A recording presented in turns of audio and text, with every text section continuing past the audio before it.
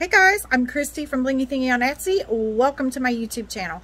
Today what I'm going to be doing is just kind of going over and discussing some different words and terminology that's used in the bling community and crafting world. And so if you're a newbie and you're hearing words like flat back, point back, hotfix, non-hotfix, crystal AB, SS6, 10mm, and you're like, what the heck are they talking about? Well, stay tuned and I'm going to show you up close.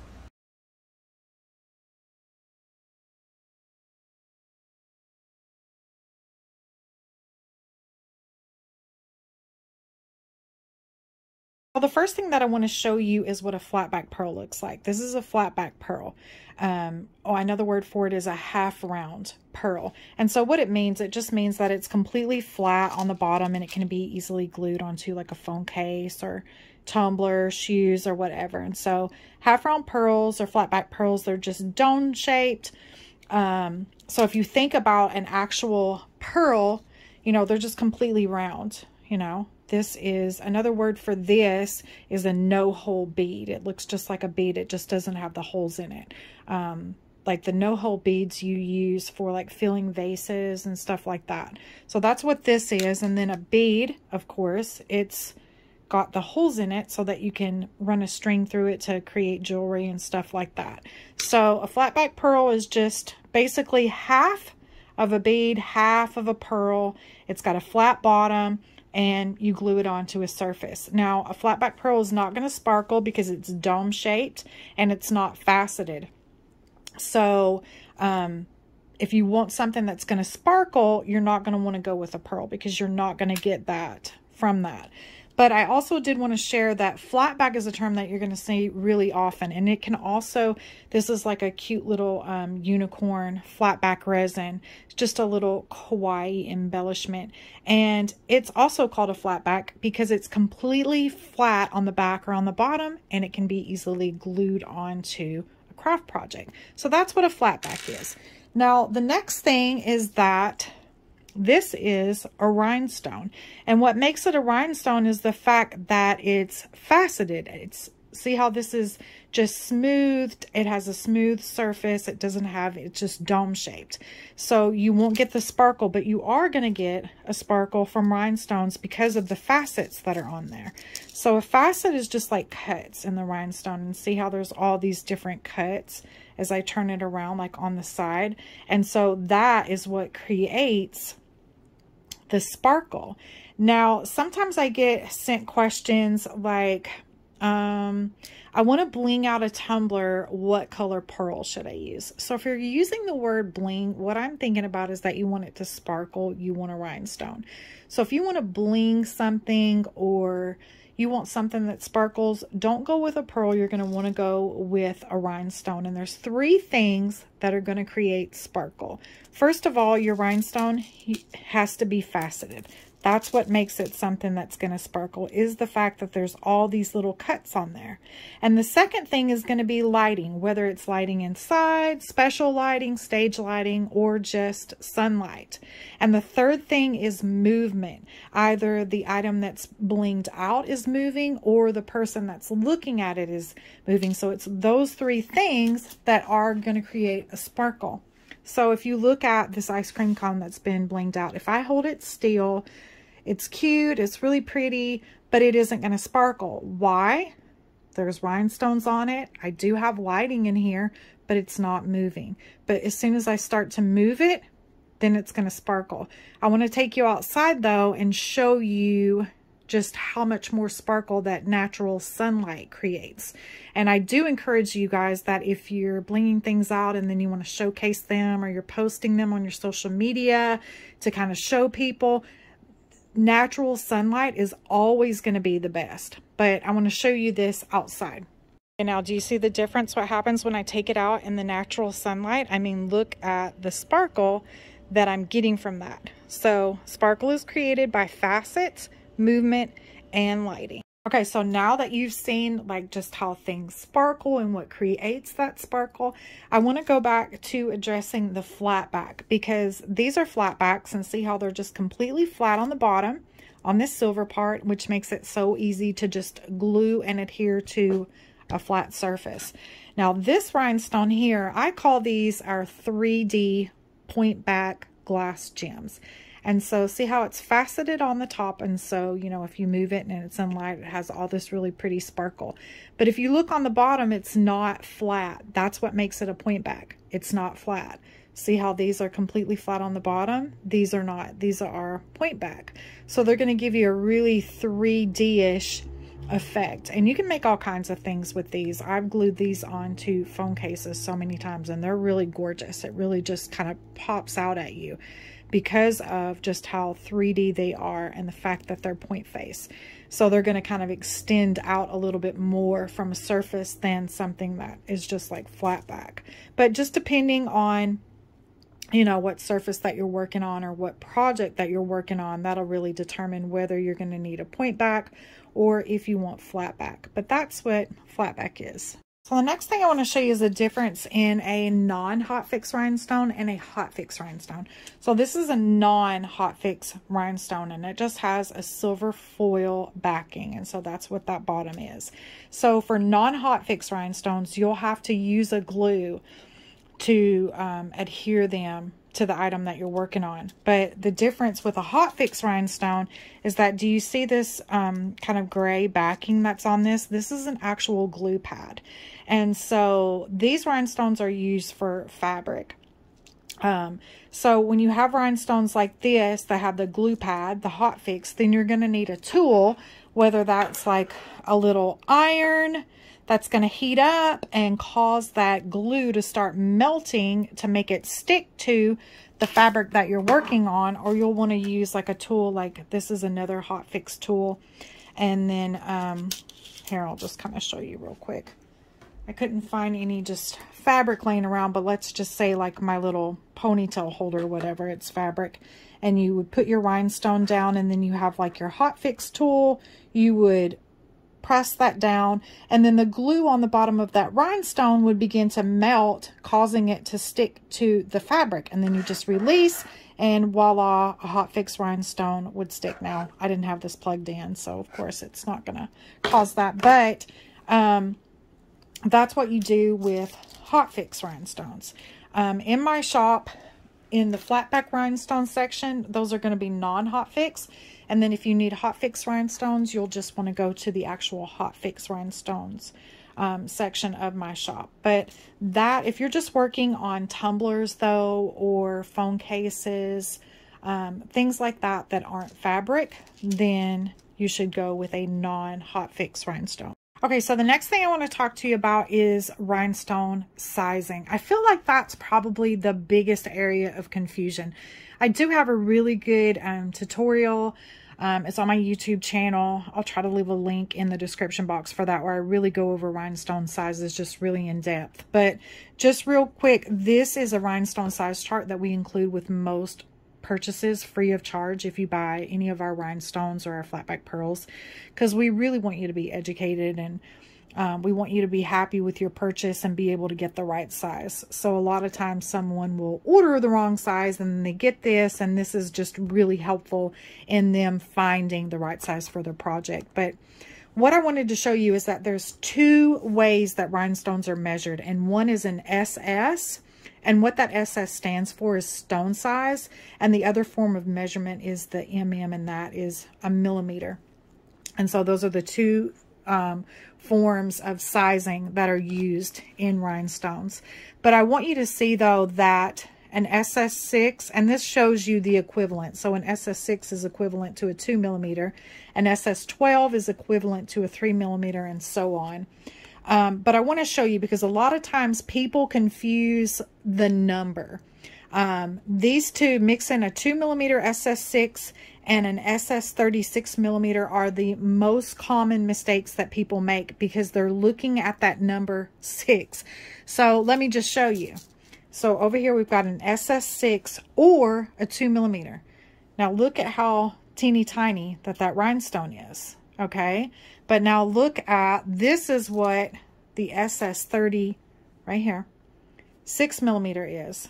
Look at the difference. See how much bigger that is? So it's really important that you really familiarize yourself with rhinestone sizes and stuff. So like a 2mm, that, you know, when you're working with a stone like that, that's mainly going to be for something like nail art, or if you're working on a project and you've got this teeny tiny space and a bigger rhinestone won't fit, but you don't want to leave it empty.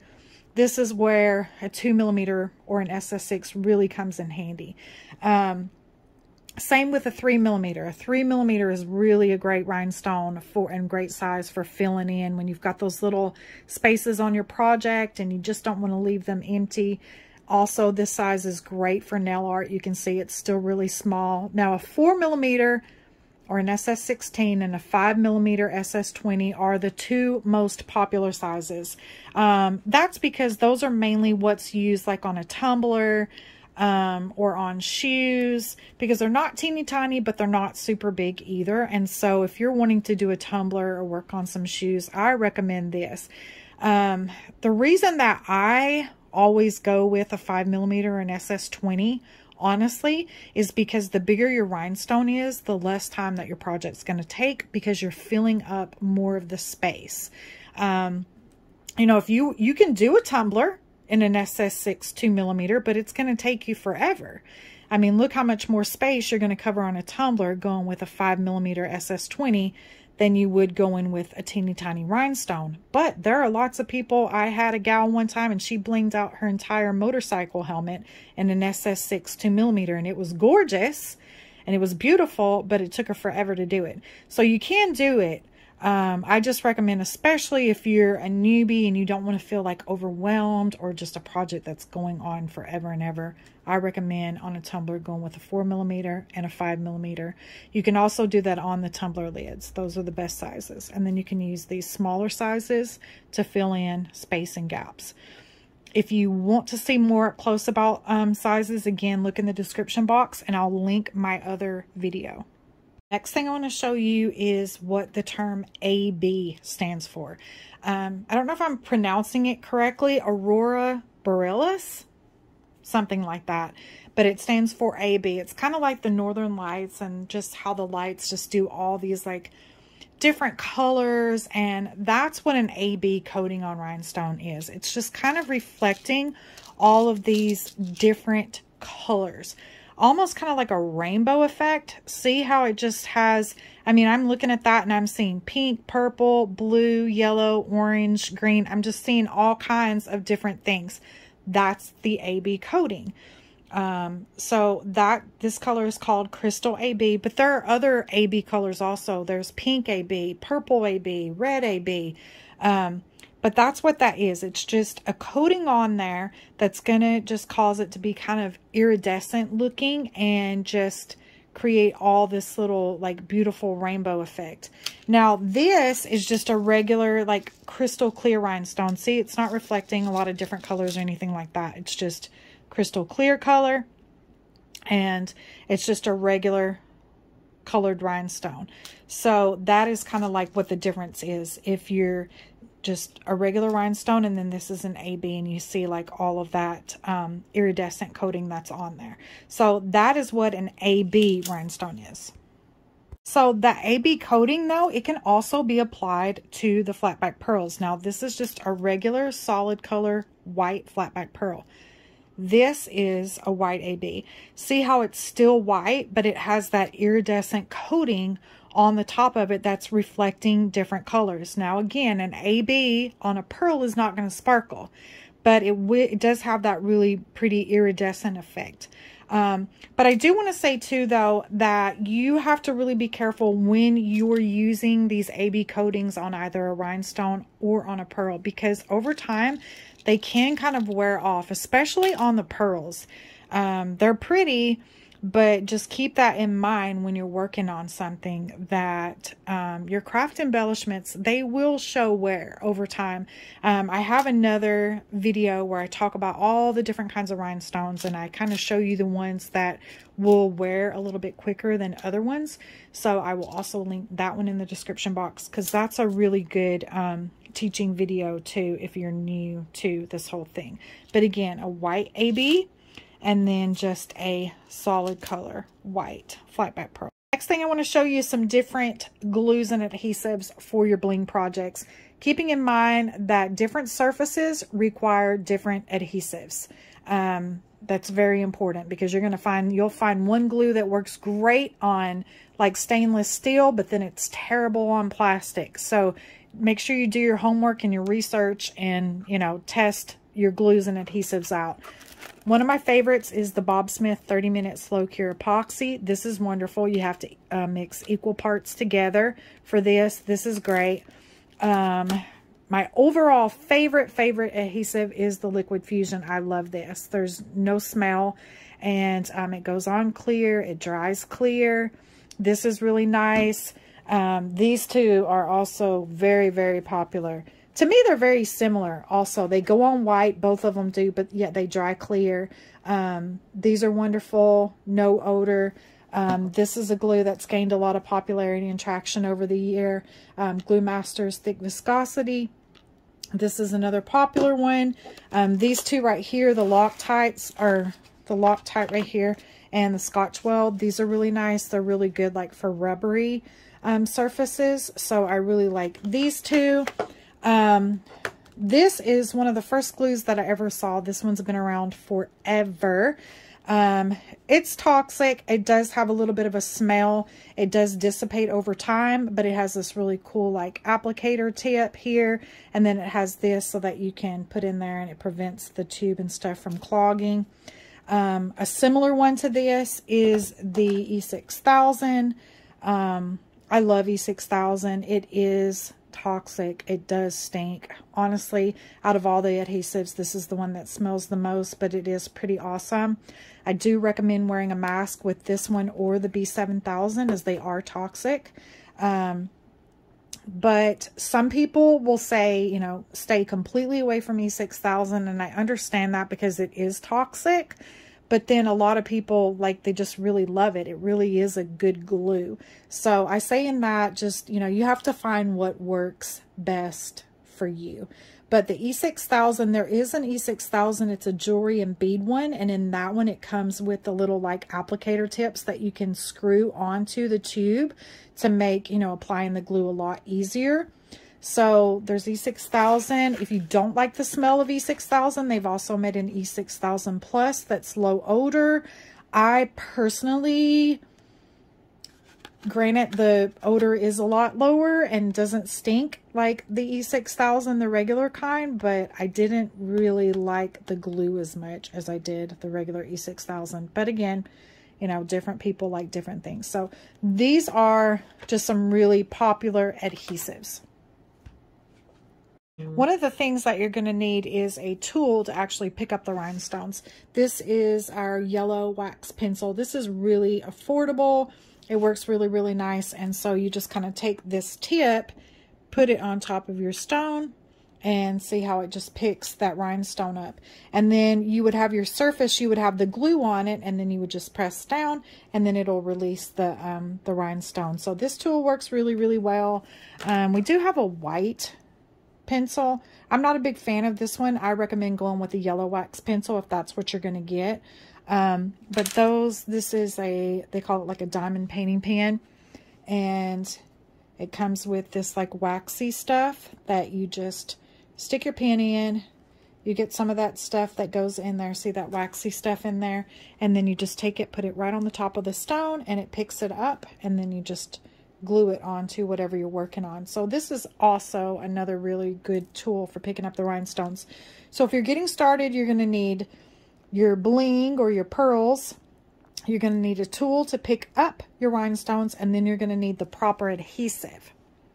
So the last thing I want to show you are just some of the different kinds of rhinestones, because there are like just a lot.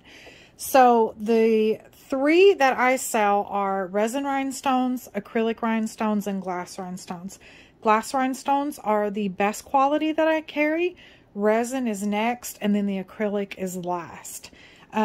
So here's just some different ones, and I did them all in blue shades so that you can just kind of see what all is available. So this is our glass rhinestones. This is just the sapphire blue color, and the glass is, they're made of glass. This is a really wonderful quality. A lot of people, when they're switching from like Swarovski to, they want something that's high quality like that, but not so expensive, they switch to glass. I mean, look how pretty that is. So these are our glass rhinestones, but then this is a sapphire AB in a glass rhinestone, and see how it has that iridescent coating on the top like we talked about earlier in the video. So this is an AB in the glass. Then I've already showed you we carry Hotfix, and so you have like a Hotfix.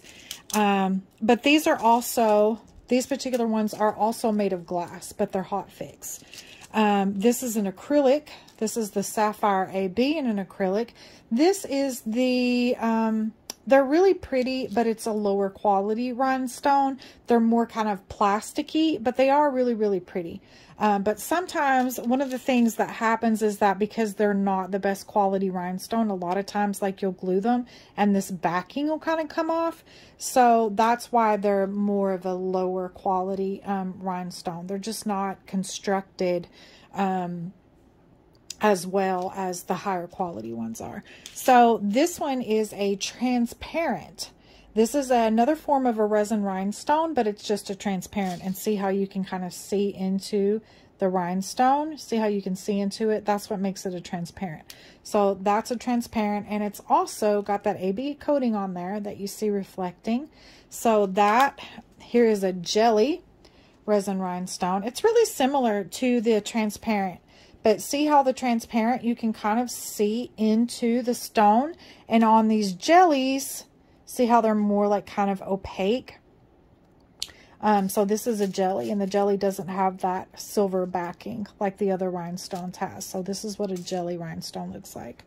And then this is another resin rhinestone, and it's glow in the dark. So I have another video where I kind of go into a little bit more in depth with that. I'll also link that in the description box, but this is just kind of showing you some of the different kinds of rhinestones and stuff that we carry. Okay, guys, so I think that about wraps it up. I hope that this has been informative and really helpful.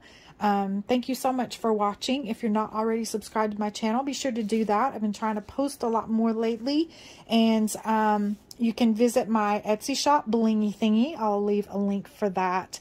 And thank you guys so much.